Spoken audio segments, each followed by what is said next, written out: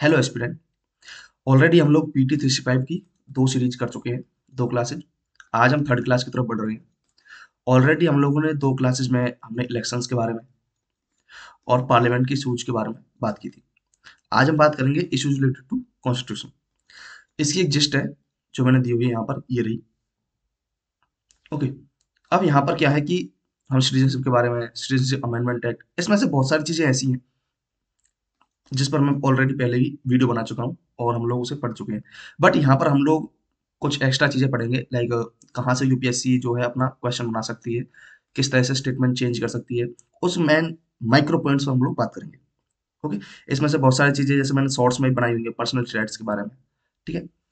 First हम लोग बात करते हैं सिटीजनशिप को लेकर। तो सिटीजनशिप क्या कहती है?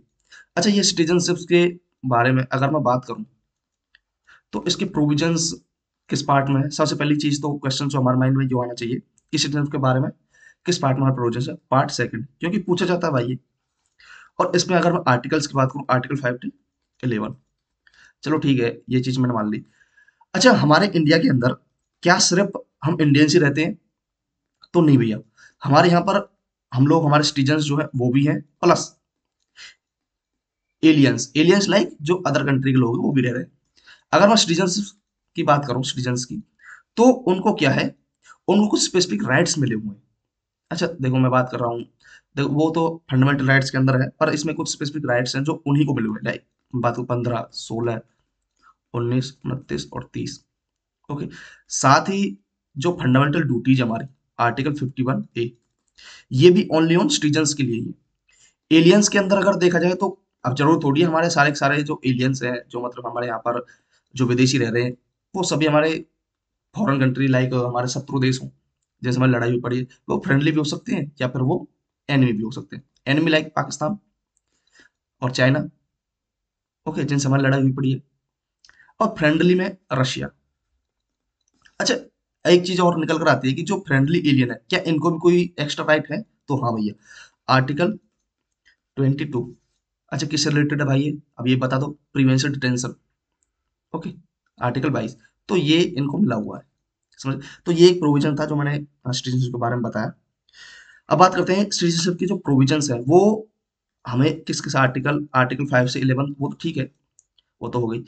उसके बाद माने चलो ये आर्टिकल 5 से 11 तक जो प्रोविजन दिए हुए हैं वो है कि 26 जनवरी 1950 तक कौन भारत का नागरिक होगा। ओके। उसके बारे में चीजें हमें आर्टिकल 5 से 11 तक दी हुई है। बट एक चीज माइंड में आती है कि 1950 के बाद भी तो भाई बहुत से लोग सिटीजन बने होंगे इंडिया के। तो उसके बारे में प्रोविजंस कहाँ पर है? उसके बारे में जो हमें प्रोविजन दिए हुए हैं वो दिए हुए हैं किसमें?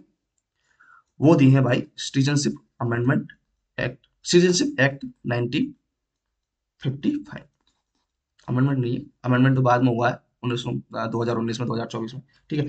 तो सिटीजनशिप एक्ट 1955 में उसके बारे में प्रोविजन दिए हुए हैं। ठीक है। अब यहाँ पर जो हमारी जिस्ट है पहली, उस पर बात करते हैं हम लोग एक बार। इसमें सिटीजनशिप वाला पोर्शन हो गया। अब बात करते हैं सिटीजनशिप अमेंडमेंट एक्ट 2024 की। ठीक है। तो सिटीजनशिप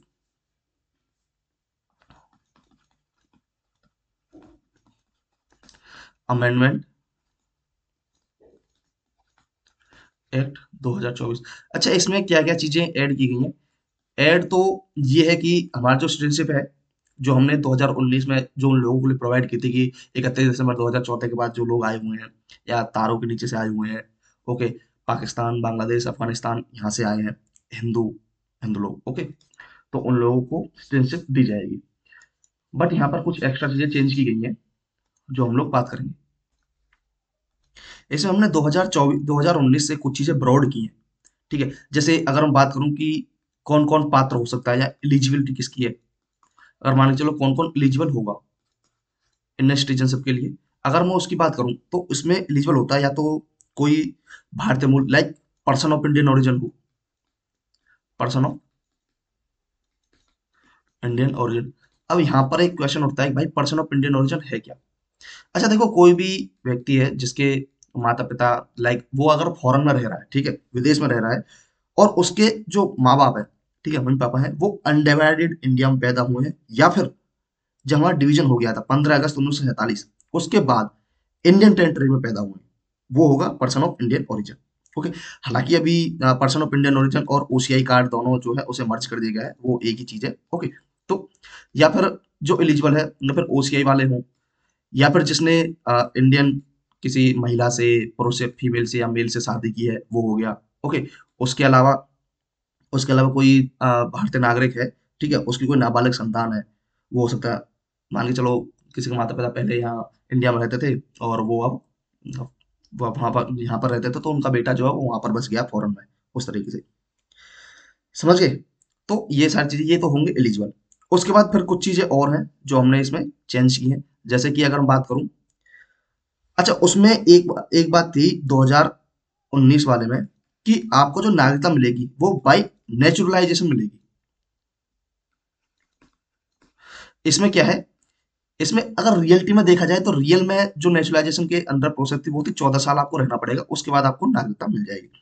उसमें भी प्लस 1 ईयर, 1 ईयर आपको इंडिया में रह के तब आप अप्लाई कर सकते हो, तो टोटल मिला के 15 साल। उसे चेंज किया गया था सिटीजनशिप अमेंडमेंट एक्ट 2019 में, कि इसे हम 5 साल कर देते हैं। 5 साल और प्लस ये 1 ईयर तो था ही। अब यहाँ पर आपको नेचुरलाइजेशन के थ्रू तो मिलेगी ही मिलेगी, प्लस उसमें आपको और भी चीजें लाइक, एक आपको शपथ पत्र दिखाना पड़ेगा कि भैया हाँ ये लाइक शपथ पत्र हो गया किसी भारतीय नागरिक द्वारा, एक शपथ पत्र। और जो भारतीय संविधान है 8वीं सूची, लाइक हमारे जो 8 शेड्यूल है, ओके, उसकी जो 22 भाषाएं उसके अंदर दी हुई है, उसमें से किसी एक का जानकार हो, अच्छा बोलनी आती हो, ठीक है, वो सारी चीजें हो गई। उसके बाद कुछ चीजें हैं कि आपको प्रमाण देना पड़ेगा, प्रूफ, ठीक है, आपको राष्ट्रीयता का, नेशनलिटी का प्रूफ देना पड़ेगा। अब प्रूफ में आप यहाँ पर बोला गया है कि 20 अलग अलग तरह के जो डॉक्यूमेंट्स है उसका आप यूज कर सकते हो। लाइक अगर मैं आपको एग्जांपल बताऊं तो आप वीजा को दिखा सकते हो। आप जो आपका जो परमिट एरिया है जहां पर आप रह रहे हो, प्रमाण पत्र जिसे बोलते हैं, आवास प्रमाण पत्र, वो आप दिखा सकते हो। या फिर कोई जनगणना हुई है तो उसके थ्रू आप बता सकते हो। ड्राइविंग लाइसेंस हो गया, वोटर कार्ड हो गया, ओके, वो सारी चीजें आप बता सकते हो।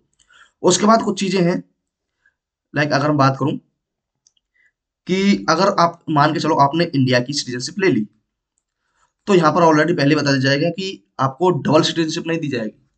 ओके। तो आपके पास जो पहले से ही किसी देश की सिटीजनशिप थी वो आपकी ऑटोमेटिकली खत्म हो जाएगी। ये चीज है, ये तो हम लोग पढ़ते भी हैं। ओके। उसके बाद किसके पास आपको लाइक एप्लीकेशन डालनी पड़ेगी, आवेदन करना पड़ेगा, वो हमारी जिला स्तरीय committee, district level district level committee है, वहां पर आपको अप्लाई करना पड़ेगा। उसके बाद ये तो हमने इसमें कुछ कुछ चीजें चेंज की हैं। अब मैं आपको अगर एक 2019 की कुछ एक ओवरव्यू दे दूं, तो ये पहला क्वेश्चन तो ये उठता है कि हालांकि मैंने इसके ऊपर एक पूरी वीडियो बनाई हुई है कि क्या क्या चीजें हैं इसके अंदर, पर मैं छोटी छोटी चीजें कुछ बता देता हूँ आपको कि ये हमारा नीड बेस्ड था भाई। कि हमारा ये पहले भी हम लोग 1959 में जो तिब्बती थे उनको लेकर कर चुके हैं हम लोग।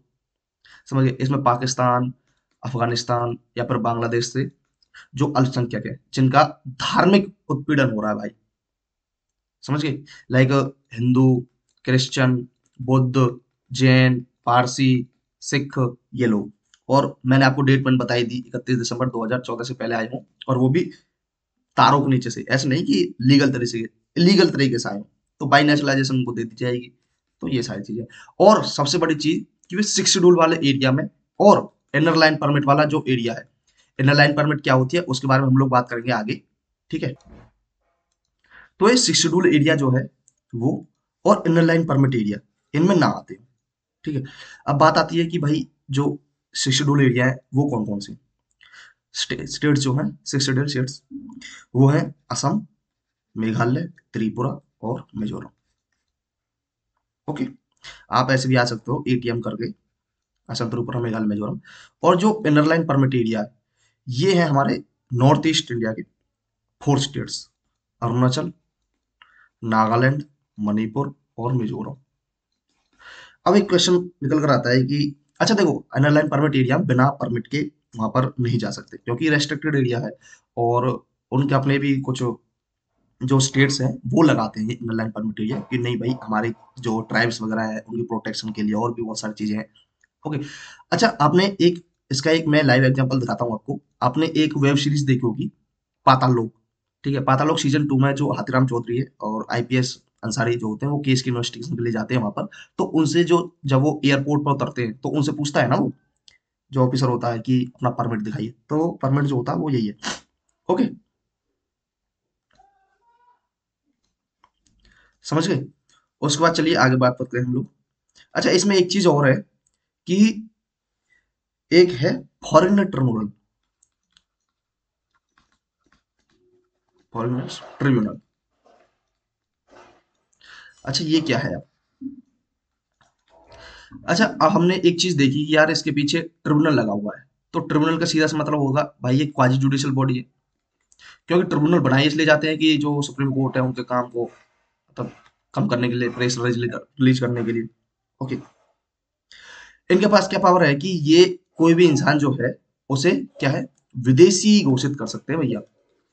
अब ये चीज ये न्यूज में क्यों आई है, क्योंकि सुप्रीम कोर्ट ने क्या किया था कि असम में रहने वाला कोई इंसान था, उसे नागरिक घोषित कर दिया है भारत का, ठीक है। बट अब उसी इंसान को इस ट्रिब्यूनल ने विदेशी घोषित किया हुआ था, इस वजह से न्यूज में था। इनके पास क्या पावर है? पावर है भाई सिविल कोर्ट की। अब यूपीएससी यही खेल कर देगा कि इनके पास सिविल प्लस क्रिमिनल कोर्ट की पावर है, तो नहीं, ओनली ऑन सिविल कोर्ट की पावर है। ये अकेला ऐसा ट्रिब्यूनल है जो किसी भी इंसान को विदेशी घोषित कर सकता है, इसके अलावा विदेशी घोषित करने की पावर किसी के पास नहीं है, समझ गए। तो ये इनकी पावर थी कुछ, जो मैंने आपको बता दी। घोषित करने का अधिकार इनके पास है। अब देखो, इन्होंने किसी इंसान को विदेशी घोषित कर दिया, अब मान चलो इन्होंने नहीं किया, इन्होंने नहीं किया, और उस इंसान को जैसे मान चलो असम में क्या होता है, असम में एनआरसी होती है, नेशनल रजिस्टर ऑफ सिटीजन।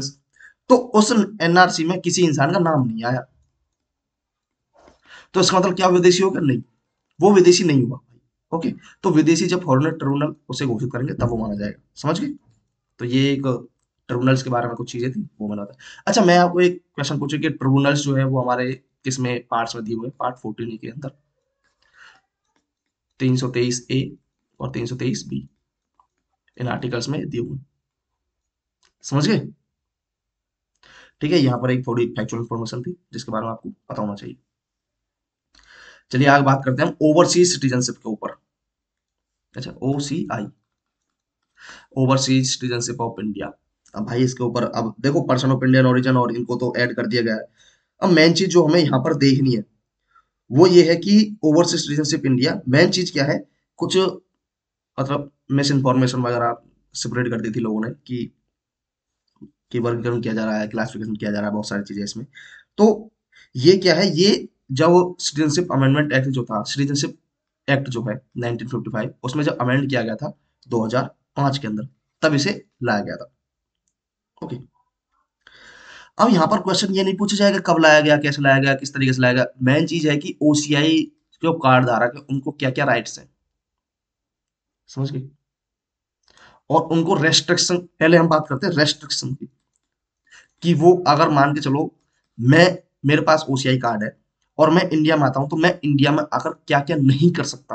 देखो, अगर मैं रिसर्च के लिए आया हूं या धर्म के प्रचार के लिए आया हूं, ओके, या फिर जर्नलिज्म के लिए आया हूं, ओके, या फिर कुछ ऐसे restricted area like inner line permit area वाला सिस्टम, तो मुझे इसके लिए स्पेशल परमिशन की जरूरत पड़ेगी, समझ गए। उसके बाद मैं क्या करूंगा, यहाँ पर मैं वोट नहीं दे सकता। उसके बाद जितने भी कॉन्स्टिट्यूशनल ऑफिस हैं उन्हें ज्वाइन नहीं कर सकता। ओके, मैं इलेक्शन नहीं लड़ सकता। मैं किसी भी गवर्नमेंट जॉब पर नहीं लग सकता यहाँ पर, समझ गए, ये भी नहीं कर सकता मैं। ये मेरे कुछ रेस्ट्रिक्शंस है, प्लस यहाँ पर मैं एग्रीकल्चर लैंड नहीं खरीद सकता, समझ गए। तो ये सारी चीजें, तो क्वेश्चन यहाँ से बनाया जाएगा, वो कहीं ना किसी एक चीज को इसमें से डाल देगी यूपीएससी एक स्टेटमेंट में, और पूछेगी कि बताइए करेक्ट है या इनकरेक्ट है। तो ये चीज में हम नहीं कर सकते यहाँ पर। तो इतनी ही चीजें हैं इसमें, और कुछ नहीं है इसमें भाई। अब ओसीआई कार्ड धारक किस किस को मिलेगा वो तो मैंने आपको पहले ही बता दिया। ओके, 26 जनवरी या 1950 के समय, उसके बाद किसी भी समय भारत का नागरिक था, या फिर कोई उसका पोता है पोती है वो अनडिवाइडेड इंडिया में पैदा हुआ, या फिर या डिवाइड होने के बाद भारत वाले एरिया में पैदा हुए हैं, समझ गए। ये मैंने जितनी भी पात्रताएं थी या एलिजिबिलिटी थी वो मैं आपको ऑलरेडी पहले ही बता चुका हूँ। इसके बाद एक चीज और आती है कि यार ठीक है, ओसीआई कार्ड ये तो आपने बता दिया कि हम लोगों को क्या क्या, मतलब ये रेस्ट्रिक्शंस क्या क्या होंगे, बट अगर मैं बात करूं बेनिफिट्स क्या क्या मिलेंगे। अच्छा, बेनिफिट्स की अगर मैं बात करता हूँ, बेनिफिट्स आप मल्टीपल टाइम इंडिया में आ सकते हो भाई, मल्टीपल टाइम्स आ सकते हो, वीजा की जरूरत नहीं है, समझ गए। और आप लोग अगर ये चाहते हो कि भाई हमें इंडिया की नागरिकता मिल जाए, तो यहाँ पर 5 साल रहना पड़ेगा, 5 ईयर, और उसके बाद आपको नागरिकता मिल जाएगी, वही नेचुरलाइजेशन वाला सिस्टम। ओके। उसके बाद और कुछ चीजें, नेक्स्ट चीज की तरफ आगे बढ़ते हैं, आगे नेक्स्ट टॉपिक पर, वो हमारा रिजर्वेशन वाला एक पार्ट है कि यार रिजर्वेशन को लेकर कुछ चीजें हैं। अच्छा, रिजर्वेशन की अगर मैं बात करूं, रिजर्वेशन को और रिजर्वेशन और affirmative action, reservation and affirmative action, इससे पहले हम लोग जब इक्वलिटी की बात करते हैं, मैं आपको बता देता हूँ, इक्वलिटी की बात करते हैं तो हम उसमें बात करते हैं राइट किसकी, इक्वल प्रोटेक्शन ऑफ लॉ और equality before law, equality before law. ठीक है, ये दो चीजें, इक्वलिटी बिफोर लॉ और equal protection of law. Equality before law UK और ये equal protection of USA. UK के अंदर रिजर्वेशन वाले सिस्टम है नहीं, ओके, उनके सामने सही बराबर है, जबकि जो यूएसए है उसमें एफर्मेटिव एक्शंस की बात की गई है, ओके, यानी कि कुछ रिजर्वेशन वगैरह दिए गए हैं, बट किस बेसिस पर दिए गए हैं, क्या उनके क्राइटेरिया है, वो हमारा अलग है यूएसए से, दोनों का। तो यहाँ पर एक कंपैरिजन जो ऑलरेडी यूपीएससी का फेवरेट टॉपिक रहा है कि वो कंपैरिजन से क्वेश्चन पूछता भाई। अब यहाँ पर एफर्मेटिव एक्शन और रिजर्वेशन की बात है, क्योंकि ये देखो ये चीज क्यों न्यूज में आई है, ये न्यूज आई है वो सब क्लासिफिकेशन और एससी की, शेड्यूल कास्ट की सब क्लासिफिकेशन की है ना। सुप्रीम कोर्ट ने जो ऑर्डर दिया था कि भाई उपवर्गीकरण कर दिया जाए, सब क्लासिफिकेशन कर दी जाए, समझिए। और हरियाणा स्टेट ने तो वो लागू भी कर दिया है, सब क्लासिफिकेशन करके। तो वो सारी चीजें, अब यहाँ पर हमें एक यूएसए और इंडिया के बीच एक कंपैरिजन करते हैं, ठीक है, सपोज करिए यहीं से ही। अच्छा, यूएसए के अंदर क्या चीजें हैं, अगर मैं यूएसए की बात करूँ तो एफर्मेटिव एक्शंस की जो बात है, वो अल्पसंख्यक समूह, जितने भी जो अल्पसंख्यक है या एक माइनॉरिटी जो हुए, अब माइनॉरिटी कौन हो सकते हैं अगर उसमें बात करें, अफ्रीकी अमरीकी या फिर एशियाई, एशियाई अमरीकी हो गए या हिस्पैनिक हो गए वो लोग, ओके। तो अल्पसंख्यक समूह या फीमेल माइनॉरिटी या फिर फीमेल। और जबकि इंडिया के अंदर किसके ऊपर है, इंडिया के ऊपर है अनटचेबिलिटी,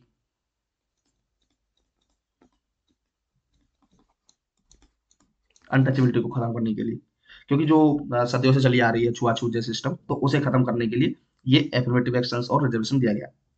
उसके बाद है हमारे इंडिया के अंदर कोटा सिस्टम है, ओके, और यहाँ पर कोटा सिस्टम है नहीं, कोटा के आधार पर नहीं है। उसके बाद एक चीज और है जो हमें इसमें पता होनी चाहिए कि सामाजिक और शैक्षणिक रूप से जो आर्थिक रूप से कमजोर है उन लोगों को दिया जाता है इंडिया के अंदर, और यहाँ पर ये जो हिस्पैनिक हो गए, अमरीकी अफ्रीकी हो गए, जो अफ्रीकी है या फिर एशियाई अमरीकी हो गए, उनको लोगों को दिया जाता है। अच्छा, एक चीज और है कि हमारे इंडिया के अंदर क्या कोई लिमिटेशंस भी है, ऊपरी सीमा जैसे हम बोलते हैं, हाँ भाई इंदिरा साहनी केस में बोला गया था 50%, और यहाँ पर जो है ऐसी कोई सीमा निर्धारित नहीं की गई है कि यहाँ पर कोई एक ऊपरी सीमा लगा दिया 50% की या 55% की, 60%, तो ऐसा कोई सीमा यहाँ पर है नहीं, लिमिटेशंस नहीं है, अंडरस्टैंड। तो ये एक चीज थी। अब बात करते हैं हम जो सब क्लासिफिकेशन की बात की गई है, यहाँ पर हम लोग एक बार सब क्लासिफिकेशन देख लेते हैं। वैसे तो मैंने इसके ऊपर ऑलरेडी वीडियो बनाई हुई है, पर हम छोटी छोटी चीजें हम यहाँ पर देख लेते हैं, सब क्लासिफिकेशन ऑफ एससी क्या बोला गया है उसमें।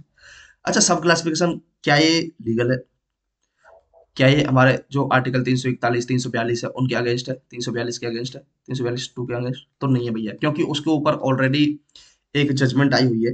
तो वो मैं जजमेंट आपको बता देता हूँ। एक जजमेंट आई थी 2018 में, जो जनरल है, जनरल सिंह बनाम लक्ष्मी नारायण गुप्ता, इनकी एक जजमेंट आई थी। इस जजमेंट में क्या बोला गया था, इसमें बोला गया था कि जो सुप्रीम कोर्ट है उन्होंने निर्णय दिया था कि जो क्रिमिलियर, लाइक आपने देखा होगा ओबीसी अदर बैकवर्ड कास्ट के अंदर क्रिमिलियर और नॉन क्रिमिलियर का प्रोविजंस दिए हुए हैं, तो यहाँ पर अगर क्रिमिलियर की बात की जाती है, क्रिमिलियर प्रोविजंस अगर डाले जाते हैं, तो ये 341 और 342 पर लागू करते हैं, तो जो हमारी सूची है शेड्यूल कास्ट की, तो उसके अंदर छेड़छाड़ नहीं है भाई, अगर हम क्रीमी को ऐड करते हैं। साथ ही इसमें एक चीज और है कि क्रीमी लेयर के अंदर मान चलो एससी शेड्यूल कास्ट के अंदर जो कोई ट्राइब, जो कोई कास्ट है, किसी जाति है, उसको ऐड करना और उसे बाहर निकालना, वो किसका राइट है? वो पार्लियामेंट का है। तो अगर, तो ये भी कोई इसका हनन नहीं है, क्योंकि हम शेड्यूल कास्ट के अंदर कोई भी जाति इसके अंदर हम ऐड नहीं कर रहे, ना ही बाहर निकाल रहे, क्योंकि ये तो हम वर्गीकरण कर रहे हैं ना, क्योंकि जो ऑलरेडी जातियां हैं उसके अंदर वो ऑलरेडी एससी ही है, तो उसके ऊपर एक वर्गीकरण यहाँ पे इस तरीके से। लाइक जैसे मैं बात करूं, इसको कंपैरिजन करते हैं ओबीसी से। ठीक है, ओबीसी के अंदर हमने देखा था ट्रिपल टेस्ट फॉर्मूला भी आया था। ठीक है, ओबीसी को लेकर फिर सब categorization of OBC, creamy layer non creamy layer वाले में। लाइक अगर मान के चलो ओबीसी को 27% आरक्षण दिया जाता है, ठीक है, तो यहाँ पर कुछ क्लासिफिकेशन की गई है, यहाँ जो बहुत ही ज्यादा जो पिछड़े हुए हैं, ठीक है, उनको थोड़ा ज्यादा रिजर्वेशन, और जो कम पिछड़े हुए हैं उनको थोड़ा कम रिजर्वेशन, उस तरीके से। तो ये ऐसा प्रोविजन यहाँ पर करने की बात कही गई है, समझिए। तो और यहाँ पर एक चीज और पता चल गई आपको कि पार्लियामेंट कर सकती है भाई, किसी को हटा सकती है या फिर ऐड कर सकती है। ठीक है, और बाकी लिस्ट तैयार करेंगे वो प्रेसिडेंट है, समझिए।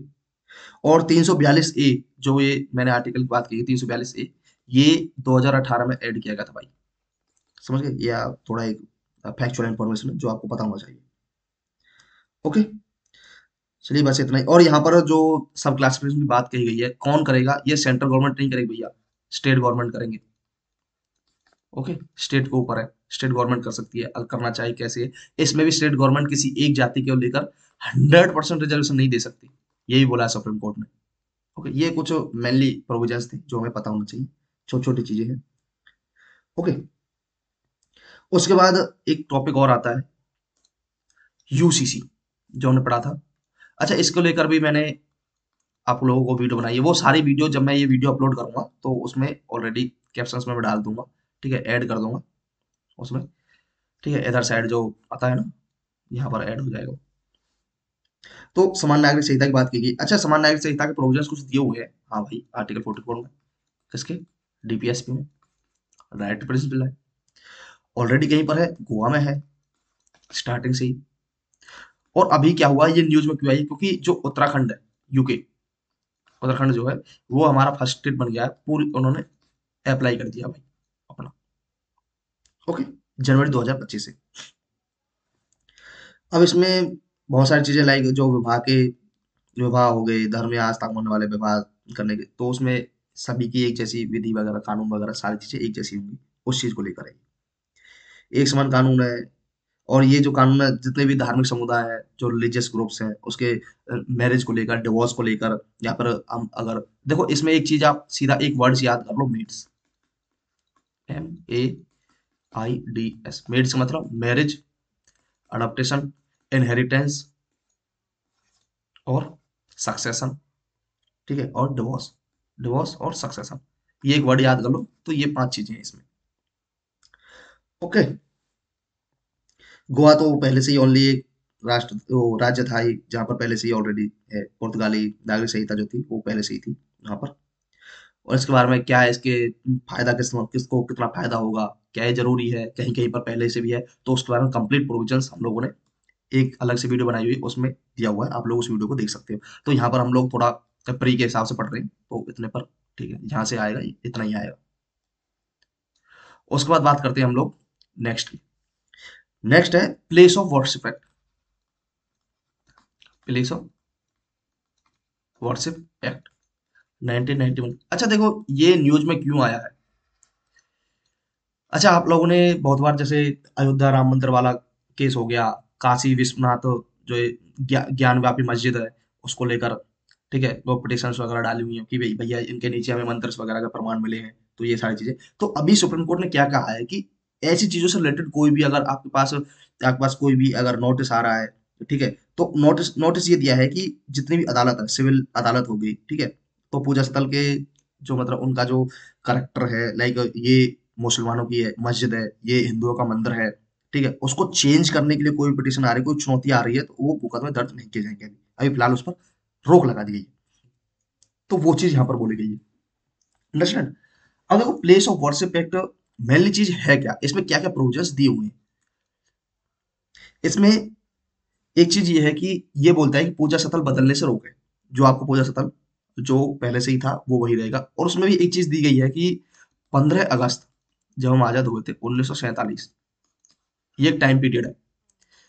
तो जिसका जो स्थल है, लाइक मान के चलो 15 अगस्त 1947 को कोई मंदिर है, ये जगह है, और ये क्या है, ये टेम्पल है, और एक ये जगह है, ये क्या है, ये मस्जिद है, मॉस्क है।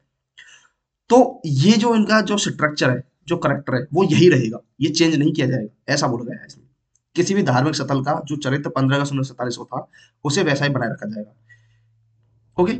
और एक ही धर्म के अंदर अगर कोई अलग अलग संप्रदाय है, तो पूजा के स्थल का चरित्र नहीं बदल सकते। मंदिर, मस्जिद, चर्च, गुरुद्वारा, मठ जो भी है वो वैसा ही रहेगा। ओके।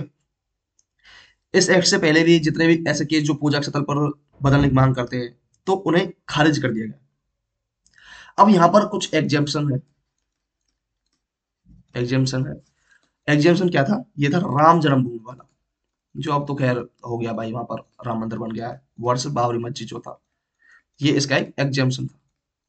अब इसको लेकर बहुत सारे क्रिटिसिज्म भी है कि भाई इसका जो टाइमलाइन है वो ठीक नहीं है, मूल ढांचे का हिस्सा है, और मनमाना मनमाना कट ऑफ डेट लगा दी गई है, धार्मिक आजादी के खिलाफ है। ठीक है, इस वजह से सुप्रीम कोर्ट में चुनौती भी कई बार इसे चैलेंज भी किया जाता है। ठीक है। तो इतनी सारी चीजें थी, इसमें ज्यादा कुछ है नहीं। तो आपको पता होना चाहिए प्लेस ऑफ वर्शिप, जैसे वन डे एग्जाम्स आप पूछ सकते हैं, या पर एक यूपीएससी जो है वो कहीं ना कहीं एक फैक्ट डाल देती है, एक स्टेटमेंट बना के, प्लेस ऑफ वर्शिप एक्ट 19 1999 में आया था। ओके। और उसमें एक कट ऑफ डेट ये दे सकती है, देखो यहाँ पर कट ऑफ डेट में कैसे वो गड़बड़ करेगी, वो करेगी कि यहाँ पर लिखा तो हुआ है इस चीज का, लिखा तो हुआ है इस चीज का 15 अगस्त 1947 का, बट वो बोलेगी कि यार हमारा जो संविधान लागू हुआ 26 जनवरी 1950, इसके बाद जो भी चीजें हुई हैं, तो भाई आपको याद रखना है कि 15 अगस्त 1947 से बोला है, ना कि 26 जनवरी 1950 से। ठीक है, वो ऐसे ही गड़बड़ करेगी। समझ गए। तो एक ये चीज हो गई। उसके बाद हम बात करते हैं प्रिवेंशन डिटेंशन की। चलिए फिर प्रिवेंशन डिटेंशन देख लेते हैं। Prevention detention. अच्छा, प्रिवेंशन डिटेंशन से रिलेटेड जो प्रोविजन है वो हमारे आर्टिकल 22 के अंदर है। ओके। और अब इसमें क्या है, देखो मेन चीज इसमें जो हमें पता होनी चाहिए, जो चीजें, देखो एक तो चीज ये है कि जिस भी, देखो दो चीजें होती हैं, एक तो प्रिवेंशन डिटेंशन और एक है नॉर्मल। नॉर्मल में क्या है कि आप लोग क्या करोगे, आपने कोई कांड किया, तो आपको पुलिस पकड़ के ले जाएगी, पकड़ के ले जाएगी। ठीक है, आपने जो कांड कर दिया, हादसा कर दिया, उसके बाद आपको पकड़ा है। समझ गए। और फिर 24 घंटे के अंदर अंदर आपको मजिस्ट्रेट के सामने प्रस्तुत किया जाएगा, और उसके बाद मजिस्ट्रेट जो भी सलाह दे, जो भी आपको पनिशमेंट देंगे वो बदल जाएगी। बट प्रिवेंशन डिटेंशन में क्या है, इसमें आपको कांड करने से पहले ही, मतलब आपके ऊपर शक है भाई, शक के बेसिस पर, डाउट है, उसके बेसिस पर ही आपको गिरफ्तार कर लिया जाएगा, और आपको क्या किया जाएगा, आपको अपनी कस्टडी में रखा जाएगा। उसके बाद 24 घंटे के अंदर अंदर आपको मजिस्ट्रेट के सामने भेजा जाएगा। ओके। अब मजिस्ट्रेट बताएंगे कि आपको प्रिवेंशन डिटेंशन में रखना है या फिर छोड़ देना है। प्रिवेंशन डिटेंशन में 3 मंथ के लिए आप रख सकते हो। 3 मंथ के बाद अगर आपको और एक्स्ट्रा रखना है, तो एक कमेटी बनेगी, और एक कमेटी कौन बनाएगा, वो स्टेट बनाएगा। याद रखना, सेंटर नहीं बनाएगी, स्टेट बनाएगा, स्टेट गवर्नमेंट बनाएगी कमेटी, और वो 3 महीने से एक्स्ट्रा आपको रख सकती है। अंडरस्टैंड। अब यहाँ पर एक चीज जो यूपीएससी ने क्वेश्चन घुमाया है, वो ये है कि इस टाइम पीरियड में जो प्रिवेंशन डिटेंशन, अगर किसी इंसान को, अब देखो यहाँ से कैसे वो लिंक करेगी क्वेश्चन को, वो लिंक करेगी इलेक्शन से, क्योंकि इलेक्शन का ईयर भी रहा है, और काफी हम लोगों ने, हालांकि हमने पढ़ लिया है। तो वहां पर एक चीज ये ऐड करेगी कि अगर मान के चलो किसी इंसान को प्रिवेंशन डिटेंशन में रख दिया, तो क्या उसका जो वोटिंग राइट्स है वो भी खत्म हो गया? तो नहीं भैया, वो वोट करेगा। ओके। वोटिंग राइट उसका खत्म नहीं हुआ है, वो वोट करेगा भाई, अगर वो प्रिवेंशन डिटेंशन में भी है तो। अंडरस्टैंड। तो ये चीज आपको याद रखनी है, यहाँ से क्वेश्चन वो बनाएगा। ठीक है। तो 22 के अंदर वो प्रिवेंशन डिटेंशन है, अपराध करने की आशंका पर भी आपको गिरफ्तार हिरासत में लिया जा सकता है। और भाई इसमें कुछ चीजें ये है कि आपको एक तो उस इंसान के पास अपने बचाव के लिए, मतलब वकील करने का वो सारे राइट्स तो हैं ही। ठीक है, साथ ही उसके पास एक चीज और है कि उसे जानने का अधिकार भी है, राइट टू नो, कि उसे प्रिवेंशन डिटेंशन में क्यों रखा गया है भाई, क्यों उसे हिरासत में लिया गया है। अब इसमें एक चीज और है कि अगर मान के चलो, आप अगर मैं कोई पुलिस वाला हूँ और मैंने किसी इंसान को पकड़ा है, तो वो मुझसे पूछेगा, आपको बताना पड़ेगा कि अगर मेरे बताने से जो चीज है, जो वो करना चाह रहा है, हादसा जो करना चाह रहा है, उससे हमारी नेशनल सिक्योरिटी को या फिर कुछ इंटरनल सिक्योरिटी को खतरा हो सकता है, तो वो हम नहीं बता पाएंगे। बताना कंपलसरी नहीं है। ओके, तो वो चीज भी है। ठीक है, तो इतना तो हो गया भाई, प्रिवेंशन डिटेंशन। इसके बाद एक चीज और आती है, यहाँ पर बात करते हैं हम नेक्स्ट की। नेक्स्ट है भैया पर्सनैलिटी राइट्स। पर्सनैलिटी राइट्स, अच्छा ये क्या है? बात यहाँ निकल कर आती है कि भैया ये पर्सनैलिटी राइट्स है क्या। अब यहाँ एक चीज आती है। अच्छा देखो, एक आदेश दिया गया है कि अगर मान के चलो मैं हूँ, मैं कोई बड़ा आदमी हूँ, तो मेरा खुद का एक सिग्नेचर, मेरी एक स्टैम्प, मेरी खुद की एक वॉइस, मेरा खुद का अपना कुछ एक आवाज, एक मेरी जो छवि है लोगों के अंदर, उसका दुरुपयोग करने पर प्रतिबंध लगाया गया भाई, सब दिल्ली हाई कोर्ट ने। ओके, अब व्यक्तिगत अधिकार है क्या? हालांकि इसके ऊपर मैंने एक शॉर्ट्स वीडियो बनाई, शॉर्ट्स बनाया है, ये दिख नहीं रहा होगा आपको पे, ये देखते हैं। ये दिख रहा है। तो इसमें क्या है, मैंने एक ऑलरेडी शॉर्ट्स बनाई हुई है जिसमें नाम हो, छवि हो, हस्ताक्षर हो, आवाज हो, उससे जो आसानी से पहचानने वाली कोई चीज है, तो उसे इसमें व्यक्तिगत अधिकार में डाला गया है। अब हालांकि इसका कॉन्स्टिट्यूशन के अंदर तो कोई भाई, किसी कानून में, लॉ के अंदर ऐसा कोई प्रोविजन है नहीं, इसे मेंशन नहीं किया गया है, बट इसके कुछ राइट्स हैं, like right to privacy, right to privacy article 21 के अंदर। ओके, कुछ प्रोविजन और संपत्ति के अधिकार, क्योंकि मान चलो ये जो पर्सनल राइट है, मेरे जो नाम है, मेरी जो छवि है, वो मेरी अपनी संपत्ति है ना, मेरा अपना राइट्स है वो। ठीक है, तो संपत्ति का अधिकार, लाइक ये इन दो चीजों में कवर की जाइए। इनमें कुछ कुछ प्रोविजंस मिलते हैं इसकी पर्सनल राइट्स की। ठीक है, तो भाई इसका माने चलो, अगर मैं ये आपको मरने के बाद भी आपके ही रहते हैं, ऐसा नहीं है कि आपको आपके किसी जो क्या कहते हैं कि आपका कोई उत्तराधिकारी हो या फिर आपका कोई बेटा हो उसको ट्रांसफर कर दी जाए, तो ऐसा नहीं होगा। तो यहाँ पर एक क्वेश्चन ट्रैप बनाया जाएगा कि वो जो आपकी जो पर्सनल राइट्स है, वो आपके बेटे को या आपकी जो आने वाली पीढ़ी को ट्रांसफर कर दिया जाएगा, तो नहीं भैया, वो ट्रांसफर नहीं किया जाएगा, वो आपके साथ ही खत्म हो जाएंगे, मरने के बाद भी वो आपके ही रहेंगे। अंडरस्टैंड? तो ये चीज़, और यहाँ पर जो क्वेश्चन बनाया जाएगा वो ये है, आर्टिकल 21 संपत्ति के में है, और जो आपके बेटे को नहीं दिया जाएगा ये। ठीक है, वो आपके ही रहेंगे, मरने के बाद भी वो आपके ही रहेंगे। अंडरस्टैंड?